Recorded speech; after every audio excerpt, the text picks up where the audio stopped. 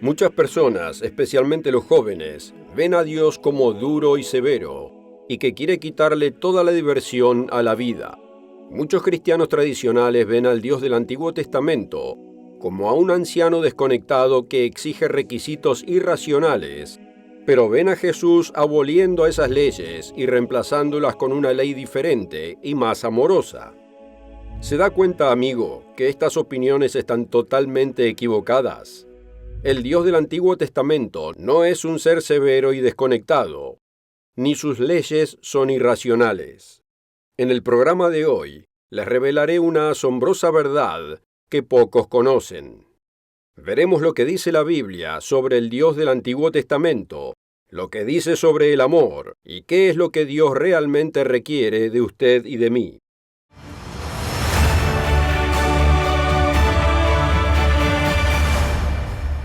Una cálida bienvenida de parte de todos nosotros aquí en el mundo de mañana, y especialmente a aquellos que nos oyen por primera vez.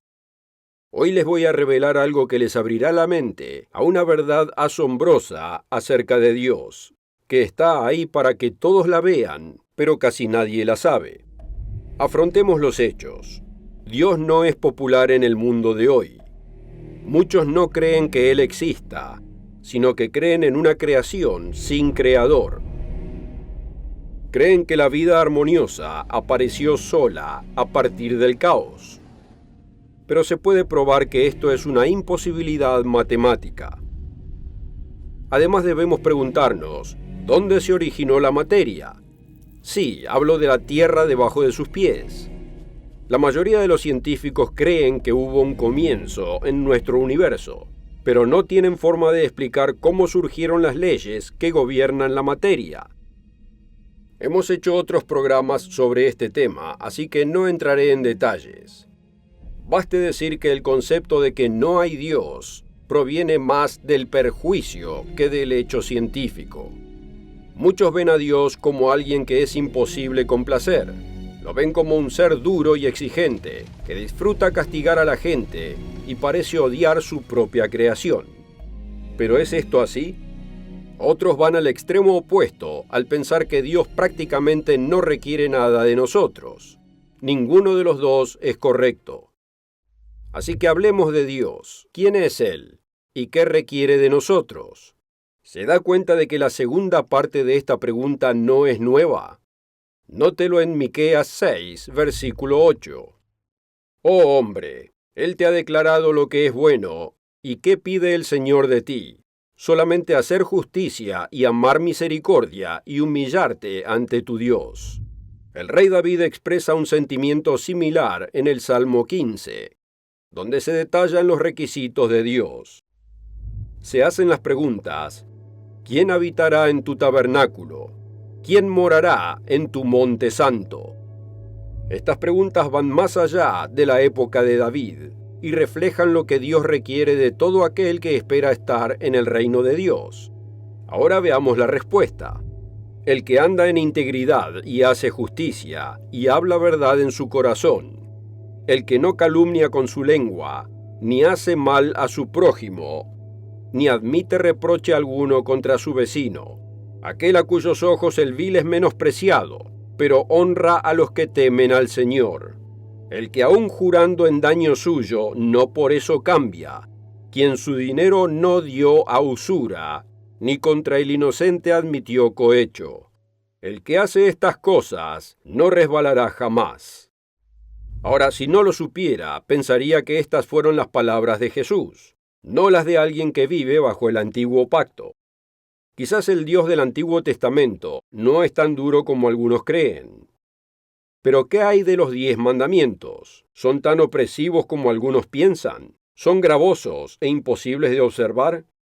Algunos piensan que sí y me lo han dicho personalmente. También oí decir que no hay nada que uno pueda hacer para ser salvo, que ya todo se ha hecho por usted. ¿Pero es esto lo que revelan las Escrituras? Note lo que dice quien es considerado el apóstol del amor acerca de los mandamientos de Dios, en 1 de Juan 5, versículo 3. Pues este es el amor a Dios, que guardemos sus mandamientos, y sus mandamientos no son gravosos. Pero ¿no vino Jesús a clavar esos mandamientos en el madero? No vino para abrogarlos. Leamos lo que él dijo en Mateo 19. Aquí se le acercó un joven gobernante y le preguntó: Maestro bueno, ¿qué bien haré para tener la vida eterna? Es una buena pregunta. Después de todo, ¿quién quiere que la vida se acabe? Sé que a los 16 años uno piensa que la vida dura para siempre. La vejez parece tan lejana, y cuando usted envejezca, usted no será decrépito como todos los ancianos que ve. No, seguirá jugando al fútbol, porque para usted no hay banquillo. Pero esa no es la realidad. Envejecemos y entendemos que llegamos a un final. Ahí es cuando la mayoría de la gente empieza a pensar más seriamente en la pregunta: ¿qué bien haré para tener la vida eterna? ¿Qué respondió Jesús? Pero si quieres entrar en la vida, guarda los mandamientos. Si guardar los mandamientos es un requisito para la vida eterna, y eso es lo que Jesús dijo claramente, ¿no querría saber usted cuáles son? Quizás pueda recitar la forma abreviada de ellos, pero ¿realmente entiende la intención espiritual de cada uno? El recurso Los 10 Mandamientos es uno de los folletos más importantes que hemos publicado y puede ser suyo gratis si lo solicita. Y ya vuelvo para contarle uno de los secretos menos ocultos, pero menos conocidos de la Biblia. ¿Cuál es el secreto? ¿Y por qué tan pocos lo saben si no está tan escondido? Y si generalmente no se conoce, ¿qué importancia puede tener? La respuesta a estas preguntas se encuentra en otra pregunta. ¿Quién era exactamente Jesús de Nazaret? ¿Se da cuenta, amigo, que numerosas declaraciones de la Biblia, fáciles de entender, responden a esta pregunta? Empecemos con el comienzo cronológico real de la Biblia. No es Génesis capítulo 1. Está en Juan 1, versículo 1. Aquí leemos acerca de dos miembros de la familia Dios. Uno se llama en el griego original Logos, o sea, el verbo o portavoz, y el otro simplemente se llama Dios. Sin embargo, el verbo también se llama Dios. Leámoslo juntos en Juan 1, versículo 1. En el principio era el verbo, y el verbo era con Dios, y el verbo era Dios. Este era en el principio con Dios. Todas las cosas por él fueron hechas, y sin él nada de lo que ha sido hecho fue hecho. Leamos la última frase de nuevo. Note que este pasaje dice claramente que el verbo también era Dios y que todas las cosas por él fueron hechas, y sin él nada de lo que ha sido hecho fue hecho. ¿Quién es este verbo? Que estaba con Dios, pero que también era Dios y que hizo todas las cosas. El versículo 14 nos da la respuesta. Y aquel verbo fue hecho carne, y habitó entre nosotros, y vimos su gloria, gloria como del unigénito del Padre, lleno de gracia y de verdad. Así es, el Logos, el verbo o portavoz, aquí descrito, no es otro que Jesucristo. Colosenses 1, versículos 16 al 17, corroboran el papel de Cristo en la creación de todas las cosas. Porque en él fueron creadas todas las cosas, las que hay en los cielos y las que hay en la tierra, visibles e invisibles, sean tronos, sean dominios, sean principados, sean potestades. Todo fue creado por medio de él y para él, y él es antes de todas las cosas, y todas las cosas en él subsisten. Ahora, ¿a quién se refiere esto? Versículo 18. Y él es la cabeza del cuerpo que es la iglesia, el que es el principio, el primogénito entre los muertos, para que en todo tenga la preeminencia. El error popular es que hay un padre duro y cruel, que es el Dios del Antiguo Testamento, que nos dio leyes imposibles de guardar, pero que su Hijo, Jesús, vino para acabar con las leyes de su Padre y hacer todo por nosotros, y que no se requiere nada de nosotros, excepto confesar la fe en su nombre. Aunque sea tan popular esta creencia, simplemente no se encuentra en la Biblia. De hecho, lo que vemos en las Escrituras es que aquel que se convirtió en Jesucristo, era el Dios del Antiguo Testamento. Note nuevamente Colosenses 1. Porque en él fueron creadas todas las cosas, las que hay en los cielos y las que hay en la tierra, visibles e invisibles, sean tronos, sean dominios, sean principados, sean potestades. Todo fue creado por medio de él y para él. Ahora, si él creó todas las cosas en el cielo y en la tierra, tanto visibles como invisibles, eso significa que él creó los primeros humanos. Así que si vamos a agradar a Dios, debemos saber más de él. La Biblia nos dice que Dios sacó a los hijos de Israel de Egipto a través de poderosos milagros. Los condujo de la mano de Moisés al monte Sinaí, donde dio los 10 mandamientos e hizo un pacto con la nación. En esa ocasión se nos dice que 74 hombres vieron al Dios de Israel y comieron el banquete del pacto con él. Veamos Éxodo 24 del 9 al 11. Y subieron Moisés y Aarón, Nadab y Abiú, y 70 de los ancianos de Israel, y vieron al Dios de Israel, mas no extendió su mano sobre los príncipes de los hijos de Israel, y vieron a Dios, y comieron y bebieron. Pero ¿qué miembro de la familia Dios era este? ¿Fue el Padre o el Logos, aquel que llegó a ser conocido como Jesús el Cristo? Los apóstoles Juan y Pablo responden esta vital pregunta. Las Escrituras muestran que todas las cosas fueron creadas por el Verbo o portavoz de la familia Dios, y el Verbo se convirtió en Jesús. También vimos que cuando se hizo el pacto entre Dios e Israel, los hombres vieron al Dios de Israel. Pero hay un problema con esto. Note lo que dice en Juan 5, versículo 37. También el Padre que me envió, Jesús es el que habla aquí, ha dado testimonio de mí. Nunca habéis oído su voz, o sea, la del Padre, ni habéis visto su aspecto. Esto se confirma en Juan 1, versículo 18. A Dios nadie le vio jamás. El unigénito Hijo, que está en el seno del Padre, Él le ha dado a conocer. Entonces, si nadie ha visto a Dios el Padre en ningún momento, ¿a quién vieron esos 74 líderes de Israel en el monte Sinaí? ¿Se contradice la Biblia? ¿O hay otra explicación? La respuesta es simple. En el pasaje anterior dice, nadie ha visto a Dios en ningún momento. Pero continúa diciendo, el unigénito Hijo, que está en el seno del Padre, Él le ha dado a conocer. Claramente aquel que nadie ha visto es el Padre. Pero recuerde que Juan 1:1 nos dice que el Verbo estaba con Dios y era Dios. En el principio era el Verbo, y el Verbo era con Dios, y el Verbo era Dios. Note que el Verbo estaba con Dios y el Verbo era Dios. Dos seres descritos aquí. Ambos son Dios. Yo me llamo Weston, y mi esposa está conmigo, y mi esposa también es Weston. Si no me ha visto a mí, pero ha conocido a mi esposa, podría decir que ha visto a Weston, pero no al esposo Weston, sino a la esposa Weston.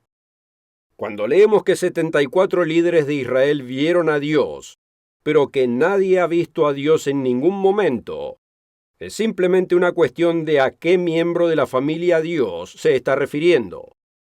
Nadie ha visto a Dios el Padre en ningún momento, pero vieron al que se convirtió en Jesús el Cristo. ¿Quiere más pruebas? Vea lo que dice Pablo en 1 Corintios 10, versículos 1 al 4. Porque no quiero, hermanos, que ignoréis que nuestros padres todos estuvieron bajo la nube, y todos pasaron el mar, y todos en Moisés fueron bautizados en la nube y en el mar, y todos comieron el mismo alimento espiritual, y todos bebieron la misma bebida espiritual, porque bebían de la roca espiritual que los seguía, y la roca era Cristo. Incluso un niño debería poder entenderlo. El que trató con el antiguo Israel no fue otro que el que se convirtió en Jesús el Cristo. ¿Entiende, amigo, lo que esto significa? entiende las implicaciones de esto.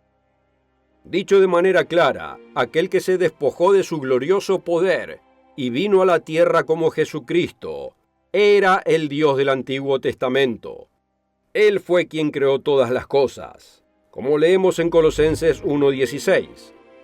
Porque en Él fueron creadas todas las cosas, las que hay en los cielos y las que hay en la tierra, visibles e invisibles, sean tronos, sean dominios, sean principados, sean potestades. Todo fue creado por medio de Él y para Él. Esto se confirma aún más en otro pasaje, esta vez en Hebreos 1, versículos 1 y 2. Dios, habiendo hablado muchas veces y de muchas maneras en otro tiempo a los padres por los profetas, en estos postreros días nos ha hablado por el Hijo, a quien constituyó heredero de todo y por quien asimismo hizo el universo. ¿Todavía necesita más pruebas? Aquí está en Efesios 3, versículos 8 y 9. Asegúrese de buscar esto y otras escrituras mencionadas en su Biblia. No me crea a mí solo porque lo digo. Léalo y pruébelo usted mismo en su propia Biblia. A mí es dada esta gracia de aclarar a todos cuál sea la comunión del misterio escondido desde los siglos en Dios, que creó todas las cosas por Jesús el Cristo. Biblia del Jubileo. Las implicaciones de esto son inmensas. ¿Se da cuenta que los que afirman que la ley está abolida están diciendo que aquel que dio la ley cambió de idea y la eliminó? Esto es absurdo, y quizás por eso Jesús dijo, pero si quieres entrar en la vida, guarda los mandamientos. Tanto jóvenes como adultos ven a Dios como a alguien duro y severo y ansioso por castigar. Qué triste es eso, porque Él es todo lo contrario. Como ya hemos visto durante las primeras partes de este programa, el Dios del Antiguo Testamento no es otro que aquel que se convirtió en Jesús el Cristo, como leímos en Colosenses 1:16. Porque en Él fueron creadas todas las cosas, las que hay en los cielos y las que hay en la tierra, visibles e invisibles, sean tronos, sean dominios, sean principados, sean potestades. Todo fue creado por medio de Él y para Él. Y Pablo nos dice que el que interactuó con el antiguo Israel fue el que se convirtió en Jesucristo, porque bebieron de esa roca espiritual que los seguía, y esa roca era Cristo. Tal vez le dijeron como a mí, que la ley de Dios es gravosa, imposible de guardar, que ya no se requiere y que Cristo lo hizo todo por nosotros. Pero ¿es eso lo que dice la Biblia? Note que estas ideas están equivocadas en todo aspecto. Como leí antes, el apóstol Juan escribió, porque este es el amor de Dios, que guardemos sus mandamientos, y sus mandamientos no son gravosos. Entonces, ¿a quién le va a creer usted? ¿A su vecino? ¿A su pastor? ¿O al apóstol Juan? ¿Y qué pasa con lo que Jesús mismo nos dice en el Sermón del Monte, en Mateo 5, versículos 17 y 18? No penséis que he venido a abrogar la ley o los profetas. No he venido a abrogar, sino a cumplir. Porque de cierto os digo, que hasta que pasen el cielo y la tierra, ni una jota ni una tilde pasará de la ley, hasta que todo se haya cumplido. Luego muestra que debemos guardar no solo la letra de la ley, sino también el espíritu o la intención de la ley. Note este ejemplo en los versículos 27 y 28. Oísteis que fue dicho, no cometerás adulterio. Pero yo os digo que cualquiera que mira a una mujer para codiciarla, ya adulteró con ella en su corazón. Esa es una declaración tan directa como se puede hacer acerca de lo que Cristo requiere de nosotros. Pero ¿por qué tenemos la ley de Dios? ¿Es para alejarnos de todo lo bueno? ¿O para alejarnos de cada acto que nos trae dolor y sufrimiento? Note la reacción de Dios con respecto a los hijos de Israel. ¿Quién diera que tuviesen tal corazón, que me temiesen y guardasen todos los días todos mis mandamientos, para que a ellos y a sus hijos les fuese bien para siempre? Deuteronomio 5, 29. Dios sabe que al guardar su ley nos mantiene fuera de problemas, nos protege contra el dolor y el sufrimiento innecesarios. Considere el primer mandamiento como se da en Éxodo 20, versículos 2 y 3. Yo soy el Señor tu Dios, que te saqué de la tierra de Egipto, de casa de servidumbre. No tendrás dioses ajenos delante de mí. Quizás esté pensando que nunca estuvo en Egipto o en cautiverio. Es la misma reacción de los judíos cuando Jesús dijo en Juan 8:32, y conoceréis la verdad, y la verdad os hará libres. Ellos quedaron atónitos por esto y le respondieron, linaje de Abraham somos, y jamás hemos sido esclavos de nadie. ¿Cómo dices tú, seréis libres? Y Jesús respondió, de cierto os digo, que todo aquel que hace pecado, esclavo es del pecado. El apóstol Pablo lo expresó de esta manera en Romanos 6, versículo 16. ¿No sabéis que si os sometéis a alguien como esclavos para obedecerle, sois esclavos de aquel a quien obedecéis? Sea del pecado para muerte, o sea de la obediencia para justicia. No, amigo, contrariamente a los conceptos erróneos populares, la ley de Dios no es una carga gravosa, sino una ley que nos libera de las cargas que vienen como resultado de su violación. Es por eso que el apóstol Santiago la llama la ley de la libertad, en Santiago 1:25. Mas el que mira atentamente en la perfecta ley, la de la libertad, y persevera en ella, no siendo oidor olvidadizo, sino hacedor de la obra, éste será bienaventurado en lo que hace. Si quiere más información sobre esta perfecta ley de la libertad que lo libera, asegúrese de pedir su copia gratis del recurso Los 10 Mandamientos. Y regrese la próxima semana. Richard Ames, Wallace Smith, Rod McNair y yo les traeremos más buenas nuevas del mundo de mañana y las enseñanzas de Jesucristo.